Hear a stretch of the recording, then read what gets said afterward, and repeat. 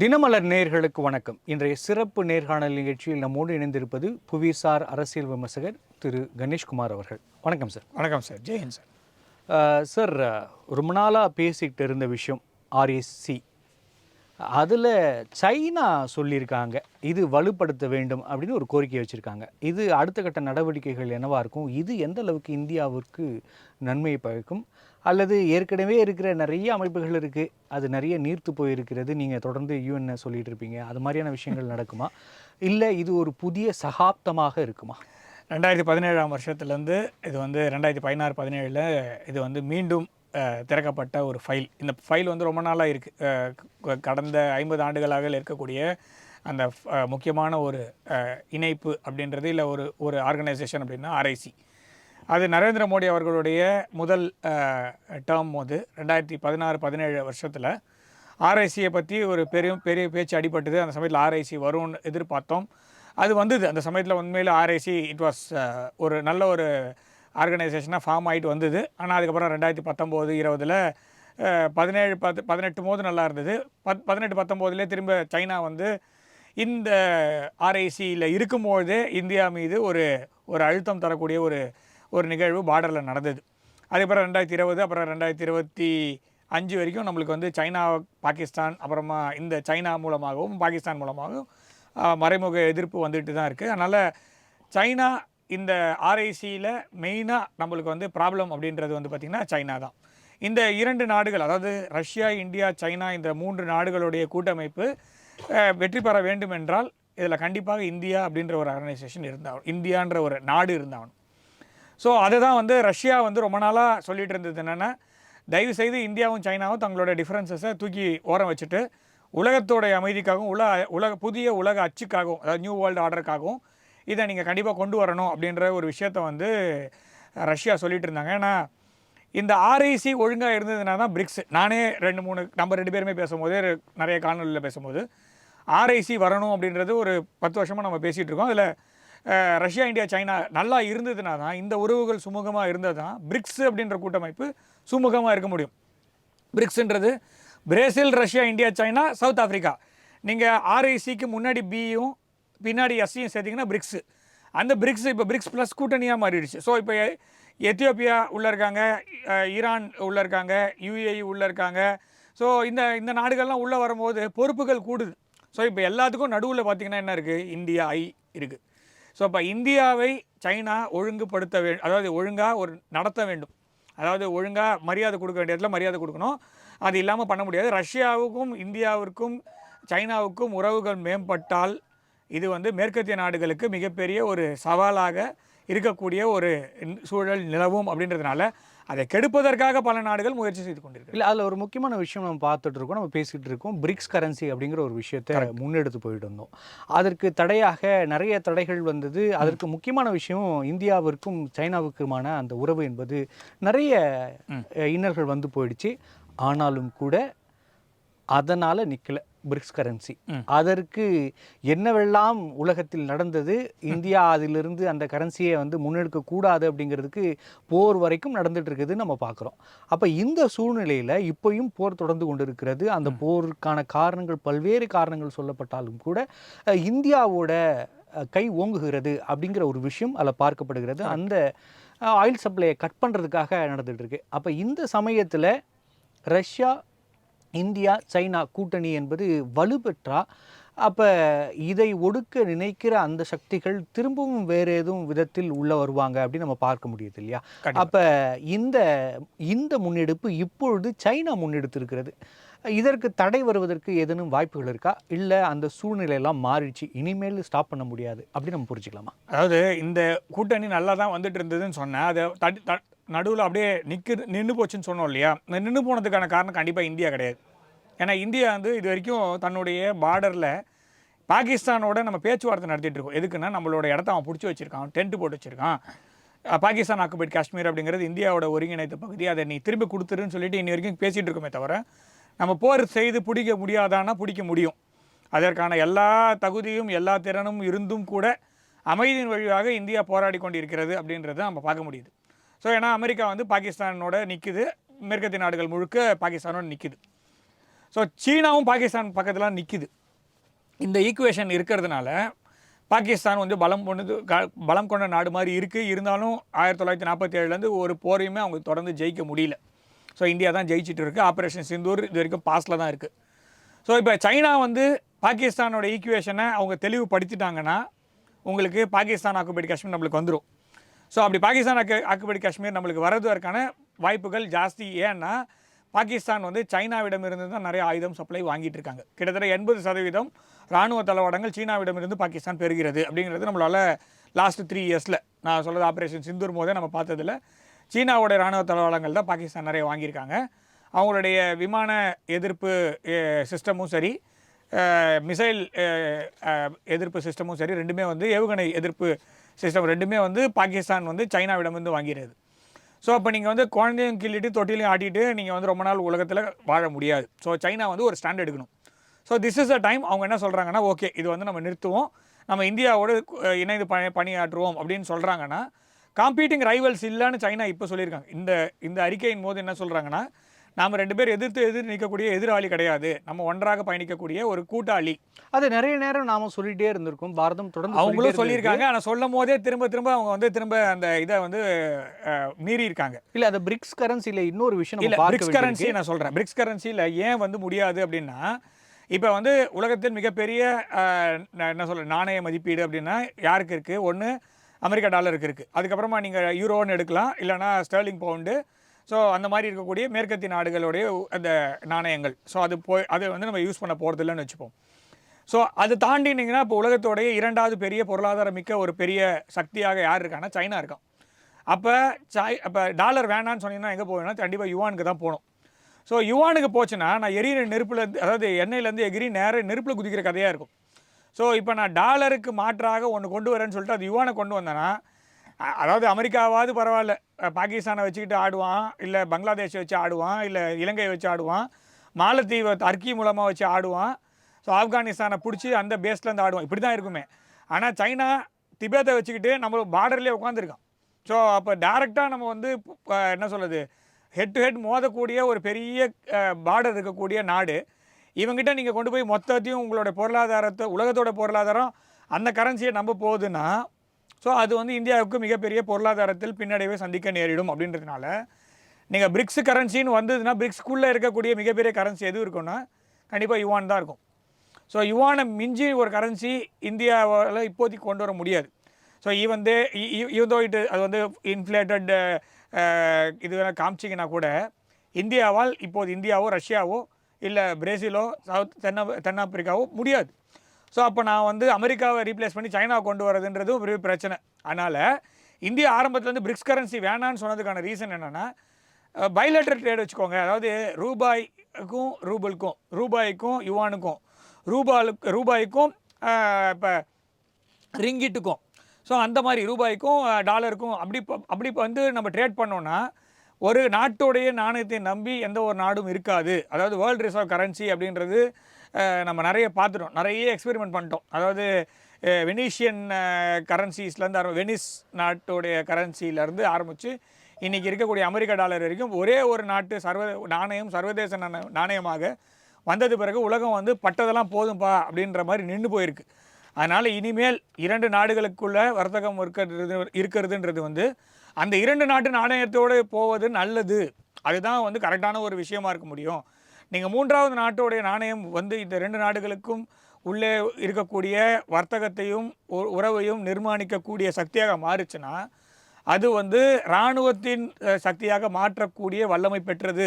அப்படின்றதான் நம்ம ஸ்டெர்லிங் பவுண்ட்லேயும் பார்த்தோம், ஸ்பெயினோடைய கரன்சிலையும் பார்த்தோம், இப்போ அமெரிக்கா டாலரும் பார்த்தோம். அதனால தான் இந்தியா வந்து ஆரம்பத்துலேருந்தே சொல்கிறது, ஏன் பிரிக்ஸ் கரன்சி வேண்டாம் அப்படின்னு சொன்னால், நீங்கள் என்னதான் திரும்ப போயிட்டு ஒரு 3வது நாட்டோடைய தலையீடோ இல்லை ஒரு கூட்டமைப்போட தலையீடோ 2 நாடுகளுக்குள்ளே இருக்கக்கூடிய வர்த்தகத்தை பாதிப்படைய செய்யும். இப்போ டாலர் அப்படிங்கிறது ஒரு ஆயுதமயமாக்கப்பட்ட ஒரு கரன்சி. டாலரை வச்சு பல நாடுகளை அமெரிக்கா அழித்திருக்கிறது, இனிமேலும் அழிக்கும்.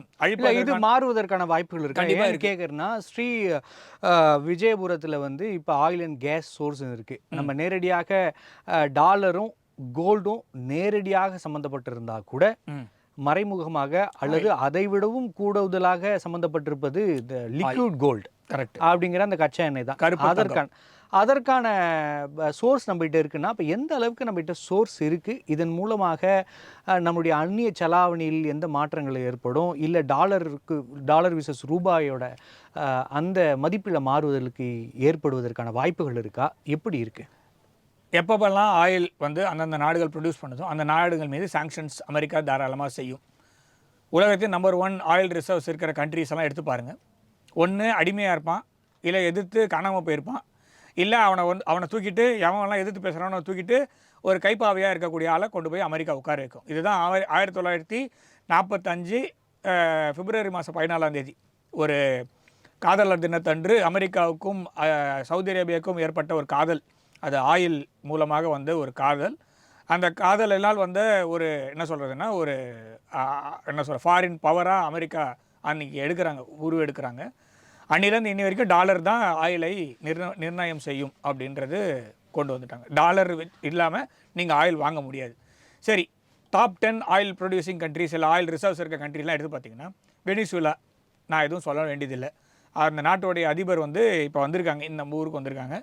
நம்ம ஊரில் பிரதமரோட பேசியிருக்காங்க, வெளியுறவுத்துறை அமைச்சரோட பேசியிருக்காங்க. அவங்க கோயிலுக்கெல்லாம் போயிட்டு வரதெல்லாம் பார்க்க முடியுது. ஆனால் அந்த நாட்டுடைய அதிபர் வந்து against his opinion, against his will, அவர் வந்து கடத்தி கொண்டு போய் அமெரிக்காவில் நியூயார்க் ஜெயிலில் ஒரு இப்போ கைதியாக இருக்கிறத நம்மளால் பார்க்க முடியுது. ஸோ வெனிசுலா நம்பர் 1 நிறைய ஆயில் ரிசர்வ்ஸ் வச்சுருக்காங்க. இருந்தாலும் என்ன நிலைமைன்னு பார்த்துக்குங்க. ஆயில் தான் உலகத்தில் ஒரு தீர்மானிக்கிறது எனர்ஜி நீட்ஸை. ஆனால் அவங்க நிலைமை எப்படி இருக்குன்னு பார்த்துங்க. 2வது ரஷ்யா மேலே 22,000 சாங்ஷன்ஸ் போயிட்டுருக்கு. ஸோ 22,000 சாங்ஷன்ஸ் போட்டும் அவன் ஏந்து வரான், அதுக்கு தாங்கலை. அதனால் யுக்ரைன் கூட ஒரு மோதல். ஸோ அதை சண்டையே போடலைனாலும் நீ சண்டை போட்டு தாண்டா ஆகணும் அப்படின்ற மாதிரி ஒரு அழுத்தம் அவர்கள் மீது வைக்கப்பட்டதால் யுக்ரைனோடு ரஷ்யா மோதுகிறது. சவுதி அரேபியா அடிமை.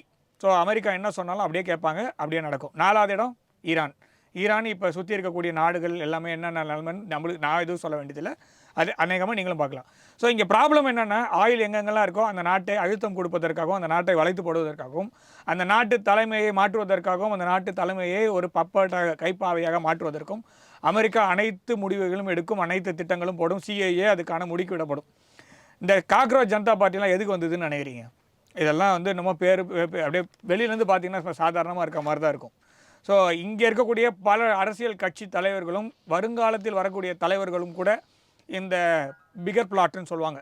ஸோ இன்று இவர்கள் ஒன்றும் இல்லாமல் இருப்பார்கள். ஆனால் பிற்காலத்தில் வரக்கூடிய காலங்களில் இவர்கள் தலைமையாக வருவார்கள் என்று நினைத்தாலும் அவர்களை தங்களுடைய கைக்குள் கொண்டு வருவதற்காக அனைத்து திட்டங்களையும் அமெரிக்கா போட்டு வைத்து அதுக்கான நிறைய திட்டங்கள்லாம் இருக்குது. ஸ்டேட் டிபார்ட்மெண்ட்டில் போய் பார்த்திங்கன்னா நிறைய ட்ரைனிங் ப்ரோக்ராம்ஸ்னு இருக்கும், நிறைய கான்ஃபரன்சஸ்னு இருக்கும்.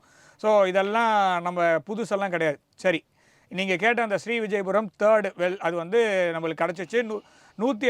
15 கிலோமீட்டர் தூரத்தில் 330 மீட்டர் ஆழத்தில் இருக்கக்கூடிய ஒரு எரிவாயுக்கான தேவையை பூர்த்தி செய்வதற்கான ஒரு வெற்றி அப்படின்னு எடுத்தோன்னா, சாகோஸ் தீவு. நான் அடுத்தது நம்ம திரும்ப போகிறது வந்து தென்னை மரத்தில் தேல் கொட்டினா பனை மரத்தில் எதுக்குடா நீ போகிறேன்னு கேட்காதீங்க. சாகோஸ் தீவு அப்படின்னு ஒரு ஆர்கிபெலகோ, ஒரு தீபகற்பம், ஒரு தீவுகளின் கூட்டம்னு எடுத்துக்கோங்களேன். ஸோ அந்த தீவுகள் கூட்டத்தில் சாகோஸ் தீவு அப்படின்னு ஒன்று இருக்குது. நம்மளோட மொரீஷியஸ் நாடு இருக்கு இல்லையா, அதோடைய கண்ட்ரோலில் இருக்கக்கூடிய ஒரு ஐலாண்டு. அதை வந்து அதாவது சன் நெவர் செட் எம்பையர்னு யூகே வச்சுருந்தாங்களே, சூரியனே மறையாத ஒரு ராஜாங்கத்தை கட்டி அமைத்த யூகே. அவங்க என்ன பண்ணுறாங்க, அவங்க அந்த தீவையும் ஆக்கிரமிச்சிருக்காங்க. அந்த தீவில் அவங்க ஆக்கிரமித்து ஒரு பெரிய ஒரு விஷயத்தை பண்ணிட்டு போனாங்க. என்னென்னா, டூடுன்னு ஒரு பறவை. நான் திரும்ப சொல்கிறேன், இன்னொரு தடவையும் சொல்கிறேன். என்னென்னா, இவங்க பண்ண ஐஷாட்டியம் எந்த அளவுக்கான மோசமான ஒரு விளைவுகளை இந்த ஒயிட் ஆங்கிலோ சாக்சன்ஸ் பண்ணாங்க அப்படின்னா, அந்த ஊரில் இருந்த பறவை டூடுன்ற பறவையை மொத்தமாக அழிச்சு தின்னுட்டாங்க. ஸோ உண்மையிலே சொன்னோன்னா, இந்த என்ன பண்ணேன்னு கேட்டால் சாப்பிட்டேன்னு சொல்லுவோம். அது நான் கடவுள் படத்தில் ஆரியா சொல்லுவார். அந்த மாதிரி மொத்தத்தையும் தின்னுட்டானுங்க. தின்னதுனால அந்த பறவை இனமே அழிஞ்சு போச்சு. இப்போ ஒரு டூடு பறவை கூட கிடையாது. அது வந்து எக்ஸ்டிங்க்ட், அழிந்த இனம் அப்படின்ற கருதப்படுகின்ற இனம். அதனால் பல மரங்கள் வளர முடியாத அளவிற்கு ஒரு எக்காலஜிக்கல் ஒரு ப்ராப்ளத்தை கொண்டு போய் விட்டாங்க. அதை விட்டுட்டு அந்த இடத்த வந்து இன்றைக்கும் அவங்க ஆக்கிரமிச்சு இருந்தாங்க கொஞ்ச நாள் முன்னாடி. ஸோ அது இந்தியா போன்ற நாடுகள், பெரிய நாடுகள் வந்து தலையிட்டு அந்த நாட்டுக்குள்ளே நீங்கள் வந்து இன்னும் சுதந்திரம் கொடுக்கல. இன்றைக்கும் அடிமைத்தனம் இருக்குது, இன்றைக்கும் ஏகாதிபத்தியம் இருக்குது, இன்றைக்கும் வந்து அடுத்த நாட்டு மீது பிடிக்கக்கூடிய அந்த எண்ணம் இருக்குது அப்படின்றத காமிச்சு ஐநா சபையிலையும் பேசி சாகோஸ் தீவுக்கு சுதந்திரம் வாங்கி கொடுத்தோம். இப்போ அதில் தீகோ கார்சியான்னு ஒரு ஐலாண்டு இருக்குது, அதாவது ஒரு தீவு இருக்குது. அந்த தீவு வந்து அமெரிக்காவுக்கும் யூகேவுக்கும் காமனான ஒரு நேட்டோ பேஸ், நம்மளுக்கு பக்கத்தில் தான் இருக்குது. ஸோ அந்த பேஸையும் திரும்பி கொடுக்கணும் அப்படின்னு சொல்லி சாகோஸ் மொத்த அந்த தீவு கூட்டமும் சொல்லுது. இங்கேருந்து பிடிச்சின்னு போனவங்க எல்லாரையுமே திரும்ப எங்கே வச்சுருக்காங்கன்னா மரிஷியஸில் வச்சுருக்காங்க, கொஞ்சம் பேர் மடகாஸ்கரில் அது மாதிரி மாறி மாறி விட்டு வச்சுருக்காங்க. ஸோ அவங்களாம் திரும்ப கொண்டு வந்து அந்த தீவுலேயே விடணும். அவங்க தான் அந்த தீவோடைய பூர்வ குடி, அவங்களுடைய சொந்த இடம். அதை நீ பேஸ் வச்சுக்கிறதுக்காக உன்னை கொண்டு போய் விட்ருக்கேன்னு சொல்லிட்டு இருக்காங்க. ஸோ இப்போ சாகோஸ் தீவை திரும்ப கொடுத்தாலும் தீகோ கார்சியா கொடுக்காதான்னு அமெரிக்கா சொல்கிறான். யார்கிட்ட சொல்கிறான்னா யூகே கிட்ட சொல்கிறான்.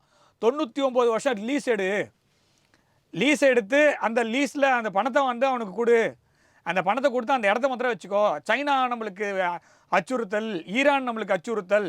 எங்கேயோ இருக்குது ஈரானுக்கு பக்கத்தில் 35 கிலோமீட்டரில் ஒமானில் இவங்களுக்கு பேஸ் இருக்குது, கத்தாரில் பேஸ் இருக்குது, சவுதி அரேபியா முழுக்க பேஸ் இருக்குது.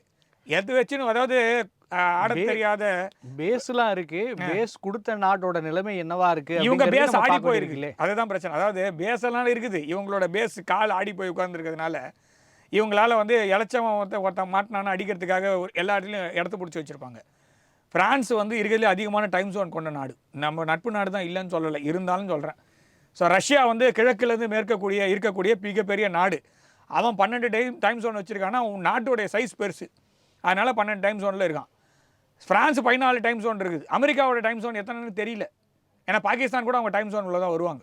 ஸோ நான் வந்து அங்கேயும் அவன் நோக்குமிடம் எங்கும் நீக்கமரம் நிறைந்த பரிபூர்ண பராபரத்துக்கு அடுத்தது அமெரிக்காவோட ஏர்பேஸ் தான்.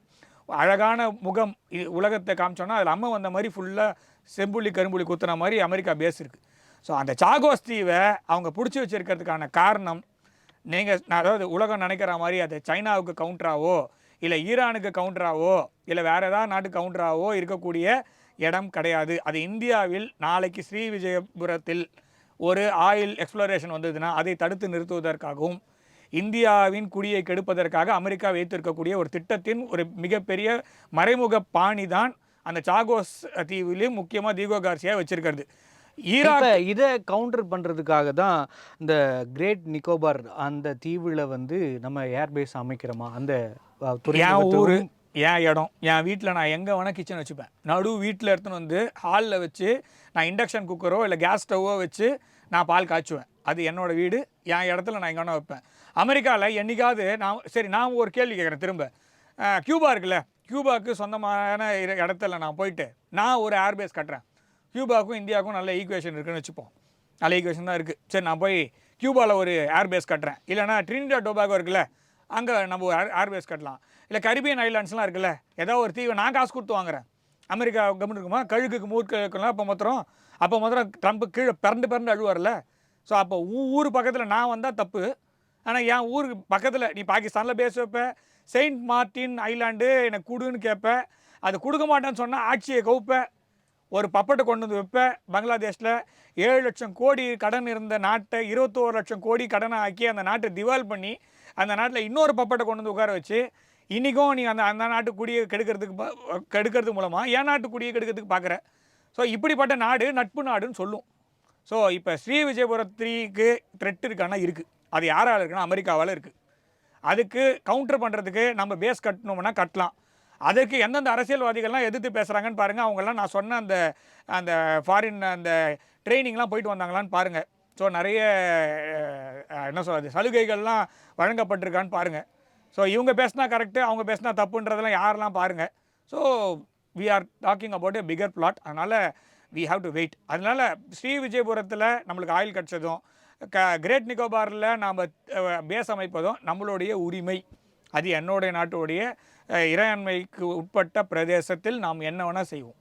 அதை வந்து அமெரிக்காவோ இல்லை வந்து வேறு யாரோ தலையிடுமானால் நீங்கள் நேட்டிவ் அமெரிக்கன்ஸுக்கு செய்த அழும்பையும் அந்த அழிச்சாட்டியத்தையும் உலகத்தில் எல்லாத்தையும், அதாவது கன்வீனியண்ட்டாக மறைக்கிறது அப்படின்றது இந்த வெள்ளை இன மக்களுக்கு ரொம்ப சாதாரணமான ஒரு விஷயம். யூகே எத்தனை பேரை கொண்டாங்கன்றது, ஹிட்லர் உலகத்தில் ஒரு கொடுங்கோலனை காட்டினா ஹிட்லரோட அதிகமான ஆளை அந்த மாதிரி தான் நம்ம பார்க்க முடியுது. லியோபோல்டெல்லாம் பற்றி படித்ததே கிடையாது நம்ம எல்லாருமே. Whenever there is a bad guy, நான் ஹிட்லருக்கு சப்போர்ட் பண்ணல, திரும்ப நான் சொல்கிறேன், ஹிட்லர் மாதிரி ஆட்கள் திரும்ப வரக்கூடாது, நாசிசம் வரக்கூடாதுன்னா அமெரிக்காவே நியோ நாசிசம்க்கு எதிர்ப்பாக அதாவது நியோ நாசிசம் வரக்கூடாதுன்னு ஒரு தீர்மானத்தை ரஷ்யா கொண்டு வந்தால் அதை எதிர்த்து வாக்களிக்கிற நாடாக தான் ரஷ்யாவும் உக்ரைனும் இருக்கே தவிர நாசிசம் வரக்கூடாதுன்ற ஒரு எண்ணத்தில் அமெரிக்கா இல்லை. மேபி இந்த ஆப்ரேஷன் பேப்பர் கிளிப்புன்னு ஒன்று பண்ணாங்க. அந்த பேப்பர் கிளிப்பில் என்ன பண்ணாங்கன்னா, இந்த நாஜி ஜெர்மனியில் இருந்தவன்லாம் கெட்டவன், அவன் வந்து ஒரு மறு வச்சுட்டு நேராக இந்த பக்கம் போயிட்டான்னு வச்சுங்களேன், அமெரிக்காவில் அவன் நல்லவன் ஆகிடுவான். ஸோ இந்த மறு வச்ச உடனே நல்லவன் ஆகிடுவான், ஆப்ரேஷன் பேப்பர் கிளிப்.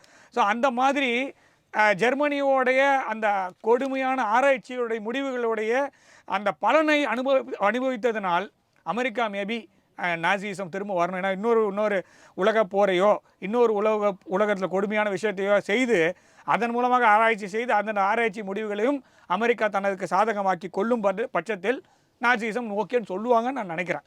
ஆனால் இந்த விஷயத்தில் நம்ம பார்க்கணுன்னா, அமெரிக்கா உள்ளே இருந்த அந்த காட்டெருமைகள் நிறைய இருக்குது. அதாவது நிறைய விஷயத்தை அமெரிக்கா மறைச்சிது. இங்கே இருக்க ஈகோலாஜிக்கல் டிசாஸ்டரை பற்றி பேசுகிறீங்க யார்? கார் நிக்கோபாரில் நான் தீவு கட்டினேன்னா மரம் அழிஞ்சு போடும், செடி அழிஞ்சு போடுன்னு. காட்டெருமைகள் பைசன்ஸ்ன்னு சொல்லுவாங்க. அதாவது அமெரிக்காவில் இருக்கக்கூடிய பைசன்ஸ் எல்லாம் எவ்வளோ சைஸ் இருக்குன்னு நீங்களே கூகுள் பண்ணி பாருங்கள். அந்த பைசன்ஸை கலாச்சார ரீதியாகவும் குறிவைத்து அந்த பைசன்ஸ் மொத்தத்தையும் அழித்து மில்லியன் கணக்கில் இருந்த பைசன்ஸை 4000 கொண்டு வந்து நிறுத்தது யார்? இதே இவங்க இன்றைக்கி யாரெல்லாம் ஈகாலஜிக்கல் பற்றி பேசிகிட்டு இருக்காங்களோ இவனுங்க தான் அந்த மாதிரி. நீங்கள் ஃபோட்டோ எடுத்து பார்த்தீங்கன்னா ஒரு மலை மாதிரி கூச்சி வச்சுருப்பாங்க. அந்த காட்டெருமைகளுடைய தலை மண்டையோட கூச்சி வச்சுட்டு மலை மாதிரி உண்மையில நான் சொல்ல லிட்டரலாக மலை மாதிரியே இருக்கும். முடிஞ்சால் அந்த படத்தை கூட ஷேர் பண்ணலாம். இல்லை, அதை தாண்டி இன்னொரு முக்கியமான விஷயம் இல்லை பார்க்க வேண்டியிருக்கு. இப்போ நம்ம ஸ்ரீ விஜயபுரத்தில் வந்து நம்ம இந்த ஆயிலுக்கான கேஸுக்கான ஒரு விஷயத்தை கண்டுபிடிச்சிருக்கோம். இது எந்த அளவுக்கான உள்நாட்டு தேவைகளை பூர்த்தி செய்யும், அல்லது இதிலிருந்து நாம் வேறு நாடுகளுக்கு கொடுக்குற அளவுக்கான ஒரு சோர்ஸ் இருக்காங்க? அதோட தன்மை என்ன, அதோட நிலவரம் என்ன சார்? பெரிய கூட்டு குடும்பம் நம்மளது தான் எனக்கு தெரிஞ்ச வரைக்கும். 148 கோடி பேர். முதல்ல நம்ம வெளியில் கொடுக்கறதுக்கு முன்னாடி முதல்ல நம்மளுக்கு வந்ததுனாலே போதும்.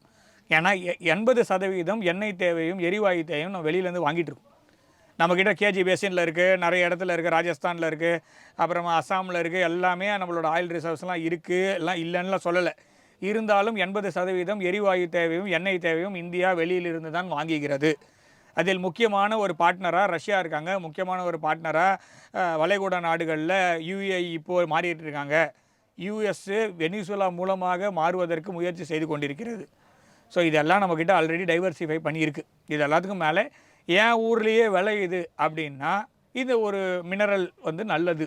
முதல்ல நான் என்னோட ஊருக்கு தேவையான அளவுக்கு இல்லை எந்த அளவுக்கு இருக்குன்னு சொல்கிறாங்க. நம்ம ஊருக்கு தேவையான அளவுக்கு 148 கோடி பேருக்கு தேவை கொடுக்கக்கூடிய அளவுக்கு முதல்ல இருப்பது கை இருப்பு இருக்குது. எல்லாத்தையும் சொல்லணும்னு அவசியம் இல்லை. சொன்னால் கழுகுக்கு மூக்கில் வைத்துரும், ஏதாவது ஆட்சி மாற்றம்னு கொண்டு வரும். இல்லைனா இந்த கரப்பம்பூச்சி, பல்லி, அப்புறமா கழுதை, ஆடு, அந்த மாதிரி ஏதாவது ஒரு கட்சி கொண்டு வந்து உட்கார வச்சுட்டு, ஏன்னா அவங்க ஊரில் கழுதை இருக்குது, யானை இருக்குது, ஸோ நம்ம ஊர்லேயும் அந்த மாதிரி ஏதாவது விட்றதுக்கு பிளான் பண்ணும். ஸோ அதனால் நம்ம இருக்கிற மொத்தத்தையும் வெளியில் சொல்லணும்னு அவசியம் இல்லை. ஆனால் நம்ம ஊருக்கு தேவையான அளவிற்கான எண்ணெய் தேவை, எரிவாயு தேவை நம்ம ஊரிலேயே கிடைப்பதற்கான வாய்ப்பு இருக்கிறது அப்படின்றத நம்மளால் இப்போ பார்க்க முடியுது. அது மாத்திரமே நம்மளுக்கு போதும் இப்போதைக்கு. நம்ம வெளியில் ஏற்றுமதி பண்ணுறோன்றது அது அப்புறமா பார்க்கலாம். முதல்ல அதாவது நம்மளுடைய மெயின் ப்ராப்ளம் இப்போ என்ன இருக்குன்னா, அந்நிய செலாவணி அப்படின்றது மிக மிக அதிகமாக நம்ம கையிருப்பை விட்டு நம்ம வந்து எதுக்கு வச்சுக்கணும் அப்படின்னா ஆயிலுக்காக மாத்திரம் வச்சுக்கணும். அந்த ஆயில் நம்மளுடைய ஊர்லேயே வருது அப்படின்னும் போது நம்ம வெளிநாட்டில் போய் நம்ம வந்து டாலருடைய தேவையோ வெளிநாட்டுடைய கரன்சியோ நம்மளுக்கு தேவையில்லை. நாம் உள்நாட்டிலே உற்பத்தி செய்யும் பொழுது நம்மளுடைய நாணயத்தின் விலை வந்து அதாவது வளர்ச்சி அப்படிங்கிறது வரும். ஸோ அதை நோக்கி தான் நம்ம பயணம் செய்யணும். அதனால் எல்லாத்தையும் சொல்லணும்னு அவசியம் இல்லை. ஆனால் ஒரு கணிசமான amount of oil and natural gas நம்மகிட்ட இருக்குது. நன்றி சார். என்னோட இறுதியான கேள்வி, லெபனான் அது ஒரு முக்கியமான திருப்பு முனையாக 2ஆம் உலகப் போரிலே இருந்திருக்கு. அதே பிரச்சனை ரொம்ப நாளாக வாருங்கிறது நடந்துகிட்டு இருக்கு. அது புதுசாலாம் ஒன்றும் பேசுகிறதுக்கு இல்லை, அதிர்ச்சி ஆகிறதுக்கெலாம் இல்லை.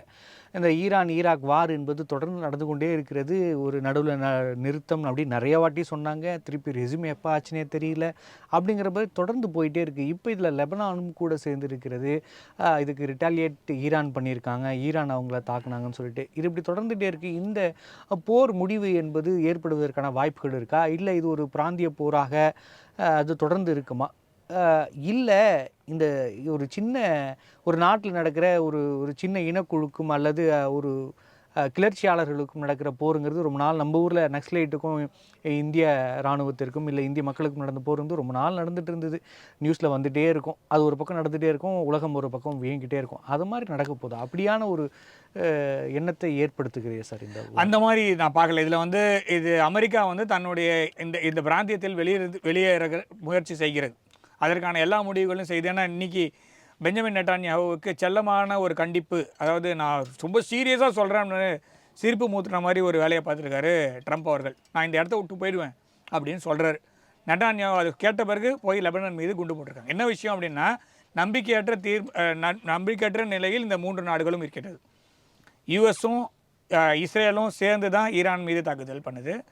ஈரானும் லெபனானும் ஒரே ஈக்குவேஷனில் இருக்காங்க. ஸோ ஈரான் என்ன சொல்லுதுன்னா, லெபனான் மீது தாக்குதல் செய்தால் ஈரான் மீது தாக்குதல் செய்ததாக நாங்கள் எண்ணிக்கொள்வோம் அப்படின்னு சொல்லும் போது, இஸ்ரேல் வைத்து நீங்கள் ஈரானை தாக்குதல் அப்படின்றது ஒரு விதமாக இருந்தாலும், இஸ்ரேலிருந்து லெபனான் தாக்குவது எளிது. ஏன்னா அவங்க நேராக அங்கே தாக்குதல் பண்ணுறாங்க, அவங்க தாக்குதல் பண்ணுவேன்னு சொல்கிறாங்க. இஸ்ரேலுக்கு மேபி கிரேட்டர் இஸ்ரேல் ஐடியா கூட இருக்கலாம். ஸோ அதுக்குள்ளே போகல. ஆனால் இங்கே ப்ராப்ளம் என்னென்னா, இந்த போர் ஆல்மோஸ்ட் நீங்கள் சொன்ன மாதிரி போன வாரத்துக்கு முந்தின வாரம் பார்த்தீங்கன்னா இது நின்று போச்சு அப்படின்ற லெவல் தான் போச்சு. ஆனால் இங்கே அமெரிக்கா வந்து டபுள் கேம் ஆடுது. என்னென்னா, ஒரு பக்கம் குழந்தைய கிள்ளிட்டு இன்னொரு பக்கம் தொட்டில் ஆட்டி விட்டுட்டுருக்கு. இஸ்ரேல் வந்து நீங்கள் தாக்குதல் பண்ணாதீங்கன்னு வெளியில் சொன்னாலும் உள்ளுக்குள்ளே இஸ்ரேலை வைத்து தான் லெபனான் மீது தாக்குதல் நடக்கிறது. இந்த பிராந்தியத்தில் அமெரிக்கா தன்னுடைய இருப்பை இழந்து விட்டது. அதனால் இருக்கக்கூடிய எஞ்சி உள்ள இடத்தில் தன்னுடைய இருப்பை உறுதி செய்வதற்காக இந்த வேலையை செய்யுது. ஏன்னா ஈராக்கில் இருந்த மொத்த பேஸும் காலி. இப்போ அடுத்தது குவைத்துக்கு வந்திருக்காங்க. அடுத்தது பஹ்ரைன்லேயும் கத்தார்லேயும் யுஏஇலையும் இந்த பேஸெல்லாம் அடி வாங்கிடுச்சுன்னா ஈராக் அளவுக்கான பாதிப்பு இல்லை. ஆனால் ஓரளவுக்கு பேஸ் இருக்குது. ஆனால் டுவல் பர்பஸில் இருக்கக்கூடிய ஏர்போர்ட் மீது, குவைத் ஏர்போர்ட் மீது தாக்குதல் ஈரான் பண்ணதை நம்மளால் பார்க்க முடியுது. ஸோ ஈரான் வந்து 80% தன்னுடைய ஆயுத பலத்தை இன்னும் இழக்காமல் வைத்திருக்கிறது. அது வந்து அமெரிக்காவுக்கு மிகப்பெரிய ஒரு என்ன சொல்கிறதுனா தர்ம சங்கடத்தை ஏற்படுத்துகிறது. இல்லை, இந்த போர் தொடர்ந்து கொண்டே இருக்கிறதுங்கிறது இப்போ வந்து நம்ம ஏற்கனவே வந்து ஃபியூல் கிரைசிஸில் இருக்கோம். இது நம்ம ஆயில் தட்டுப்பாடுகளில் இருக்குது. ஒர்க் ஃப்ரம் ஹோம்னு மோடி அவர்கள் அறிவித்திருக்கிறார். இப்படியான சூழ்நிலையில் போர் நின்றுடுச்சு அப்படின்னோடனே இதெல்லாம் மீண்டு வந்துடும் அப்படின்னு நினச்சிட்டு இருந்தோம். ஆனால் இப்படி தொடர்ந்து கொண்டே இருந்தால் இப்போ இந்திய கப்பல்கள் மீதும் தாக்குதல்கள் நடந்திருக்கிறது அப்படின்னு பார்க்குறப்ப இது செட்டில் டவுன் ஆகிறதுக்கான வழிகள் இருக்கா? இந்த போரால் அதிகமாக பாதிக்கப்படுகிறது இந்தியா அப்படிங்கிற ஒரு விஷயத்தையும் நம்ம பார்க்குறோம். இந்தியாவுக்கான குறி தான் அது. ஏன்னா இந்த போர் ஆரம்பிக்கிறதுக்கு முன்னாடி நம்ம பேசுனது எதுவுமே, நான் சொல்கிறேன் 27ஆம் தேதி பிப்ரவரி மாதத்துக்கு முன்னாடி, பிப்ரவரி 27க்கு முன்னாடி நம்ம பேசுனது ஐஎம்இசி பற்றியும் ஐஎன்எஸ்டிசி பற்றியும் தான் நம்ம பேசிகிட்டு இருந்தோம். யாருமே இந்த போரை பற்றியோ மற்றபடி ஆயில் ப்ரைஸஸ் பற்றியோ பேசல. இந்தியாவுடைய சுபிக்ஷமும் இந்தியாவுடைய அடுத்த கட்ட நடவடிக்கை, நான் ஈரான் வழியாக ரஷ்யாவுக்கான வழியும் இஸ்ரேல் வழியாக ஐரோப்பிய கண்டத்துக்கு போகிறதுக்கான வழியும் தான் நான் பார்த்துட்டு இருந்தேனே தவிர இந்த மாதிரி வந்து பிரச்சனையில் மாட்டோம் நம்ம எண்ணி பார்க்கவே இல்லை. ஒரே ஒரு ஸ்ட்ரோக்கில் அமெரிக்கா இந்த 2 நாடுகளையும், நம்மளுடைய 2 நட்பு நாடுகளையும் எதிரெதிரே நிற்க வைத்து விட்டது. இன்னொன்று பிரிக்ஸ் கூட்டமைப்பில் எத்தியோப்பியா, சவுதி அரேபியா, ஈரான், அப்புறம் யுஏஇ எல்லாமே ஒன்றா ஒரே லைனில் வர மாதிரி இருந்தது. 2 சோக் பாயிண்ட்ஸும் கிராஸ் பண்ணி உங்களுக்கு வந்து அமைதி திரும்பிடுச்சுன்னு வச்சுக்கோங்களேன். ஆயில் நீங்கள் சொல்கிற ப்ரைஸில் கொடுக்கணுன்னு அவசியம் இல்லை. ஆயில் வந்து நீங்கள் சொல்கிற அமௌண்ட்டு தான் பம்ப் பண்ணணுன்னு அவசியம் இல்லை. அவன் டிசிஷன் எடுக்க ஆரம்பிச்சிடும். அந்த ஒரு காரணத்துக்காக தான் சவுதி அரேபியாவை பிரிக்ஸுக்குள்ளே சேர விடாமல் பண்ணாங்க அமெரிக்கா. ஸோ இந்த போரை தொடர்ந்து நடத்தி கொண்டிருப்பது வந்து வார்த்தை அளவில் வந்து நான் அமைதியை கொண்டு வரேன்னு சொன்னாலுமே இதை வந்து ட்ரம்ப் அவர்களும் அவருடைய ரெஜிமும் தான் வந்து பார்த்திங்கன்னா இந்த போரை தொடர்ந்து நடத்துவதற்கான எல்லா ஆயத்த பணிகளும் செய்துவிட்டு, நீங்கள் சொன்ன மாதிரி போர் நின்றுதுன்னு வச்சுங்களேன், எல்லா நாடும் அவன் ஆயில் பார்க்க போயிடுவான். ஸோ அப்போ ஆயில் ப்ரைஸஸ் வந்து அவன் நேச்சுரல் கரன்சி, அதாவது பைலேட்ரல் கரன்சியாக போயிடும். அப்போ டாலர் திரும்ப கீழே விழுந்துடும். ஏன்னா யுஏஇ வந்து இப்போ நீங்கள் இந்த போர்னால என்ன நடந்தது அப்படின்னு கேட்டிங்கன்னா, இந்த போர் ஆரம்பிக்கிறதுக்கு முன்னாடி யுஏஇ வந்து ஒபெக்கில் இருந்தாங்க, ஒபெக் ப்ளஸில் இருந்தாங்க. இப்போ ஓபெக்லேயும் இல்லை, ஓபெக் ப்ளஸ்லேயும் இல்லை. ஸோ யுஏஇ எந்த கரன்சியில் வேணால் அவன் ட்ரேட் பண்ணுவான், எவ்வளோ வேணால் பம்ப் பண்ணுவான், எந்த நாட்டுக்கு வேணால் கொடுப்பான், யாரும் எந்த கேள்வியும் கேட்க முடியாது. இந்தியாவும் யுஏயும் ஒப்பந்ததாரர்கள் நிறைய ட்ரீட்டிஸில். ஸோ அப்படி இருக்கும்போது இந்தியாவுக்கான ஆயில் தேவை நம்மளுக்கு யுஏஇ மூலமாகவும், ஒமான் மூலமாகவும், கத்தார் மூலமாகவும் நம்மளுக்கு கிடச்சிரும். ஆனால் இதனால் மிகவும் பெரிய பாதிப்புக்குள்ளாவது யாருன்னு பார்த்தீங்கன்னா அமெரிக்கா தான். இந்த போர் நின்றுதுன்னா அமெரிக்கா காலின்னு நினச்சிக்கோங்க. ஏன்னா போர் நிற்கிற வரைக்கும் உங்களுக்கு வந்து இந்த ஈக்குவேஷன் வேறு மாதிரி இருக்கும். இந்த போர் நின்றுதுன்னா அமெரிக்காவுக்கு மிகப்பெரிய உள்நாட்டில் மிகப்பெரிய பிரச்சனை வரும். ஏன்னா சும்மா இருந்தது எதுக்கு நான் சுரண்டி விட்டேன்னு கேட்பாங்க அந்த ஊரில். இப்போ பை எலெக்ஷன், அதாவது இது வருது, இப்போ மிட்டம் எலெக்ஷன் ஒன்று வருது. ஸோ மிட்டம் எலெக்ஷனில் ட்ரம்ப் ஜெயிக்கிற மாதிரி இல்லை. ஸோ எவ்வளோ தான் இவர் உருட்டி பெரட்டி நின்னாலுமே, அதாவது ஒரு மோசமான ஒரு, அதாவது நல்ல ஒரு ஜனாதிபதின்ற பேர் எடுத்தார் போன டேர்மில், மோசமான ஜனாதிபதின்ற பேர் இந்த டைம் எடுத்திருக்காரு. ஜோ பைடனை விட அப்ரூவல் ரேட்டிங் கம்மியாக இருக்குது. அதே மாதிரி இந்தியாவிற்கு எதிரான நிறைய தீர்மானங்களும் அவர் போடுறார், எல்லாமே வேஸ்ட்டாக தான் போகுது. அதனால் இந்த போரை நிறுத்துவதற்கு அமெரிக்கா முயற்சி செய்யாது, அதை தொடர்ந்து நடத்துவதற்காக அமெரிக்கா முயற்சி செய்து கொண்டிருக்கிறது. நன்றி சார், நம்முடைய நேர்காணலில் கலந்து கொண்டு பல்வேறு கருத்துக்களை நம்மோடு பகிர்ந்து கொண்டமைக்கு நன்றி. ஜெயன் சார்.